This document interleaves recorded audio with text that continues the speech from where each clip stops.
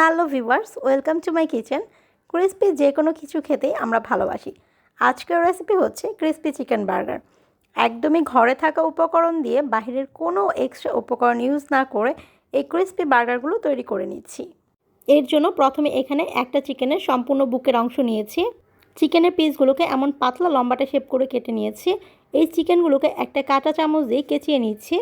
চিকেনটা এভাবে কেচিয়ে নেওয়ার ফলে মশলাটা চিকেনের ভেতরে খুব ভালোভাবে ঢুকে যাবে আর চিকেনের টেস্টটা বেড়ে যাবে। সবগুলো চিকেন কাঁটা চামচ দিয়ে এভাবে কেচিয়ে নিয়েছি।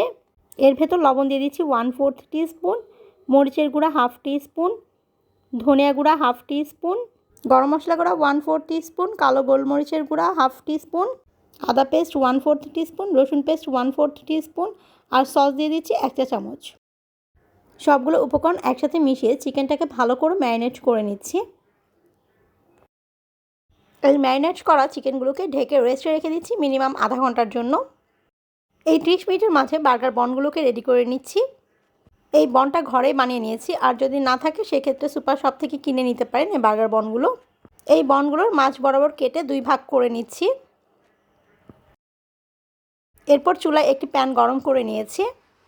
এর ভেতর বার্গার বনের উপরের পাশটা দিয়ে এভাবে একটু প্রেস করে করে ঘুরিয়ে ঘুরিয়ে ভেজে নিচ্ছি। কিছুক্ষণ ভাজার পরে বার্গারের এই পাশটা এমন লালচে কালার হয়েছে আর ক্রিস্পি হয়ে গেছে। বার্গার বনের নিচের যে পাশটা আছে এটাকেও একইভাবে ঘুরিয়ে ঘুরিয়ে প্রেস করে করে ভেজে নিচ্ছি। যখন ভেতরটা এমন লালচে কালার হয়ে ক্রিস্পি হয়েছে তখন এটাকে উঠিয়ে নিয়েছি। বার্গার বনগুলো ভেজে নেওয়ার পর এখানে একটা ট্রেতে 1 কাপ ময়দা নিয়ে নিচ্ছি। এর ভেতর 1/4 টিস্পুন লবণ, 1/4 টিস্পুন মরিচের গুঁড়া আর অরিগানো দিয়ে দিচ্ছি 1/2 চা চামচ। অরিগানো ইউজ করেছি এখানে স্মেলের জন্য। হাতের কাছে যদি অরিগানো না থাকে সেক্ষেত্রে অরিগানো দেওয়ার কোনোই প্রয়োজন নেই। সবগুলো শুকনো উপকরণ মিশিয়ে নিচ্ছি। এর ভেতর দিয়ে দিচ্ছি 1/2 কাপ পরিমাণ কর্নফ্লাওয়ার। কর্নফ্লাওয়ারের পরিবর্তে চালের গুঁড়াও নিতে পারবেন। সবগুলো শুকনো উপকরণ একসাথে মিশিয়ে নিচ্ছি। কর্নফ্লাওয়ার ইউজ করার জন্য চিকেনের উপরটা অনেক বেশি ক্রিস্পি হবে। আরেকটি বাটিতে কিছুটা পরিমাণ নর্মাল টেম্পারেচারে পানি নিয়েছি।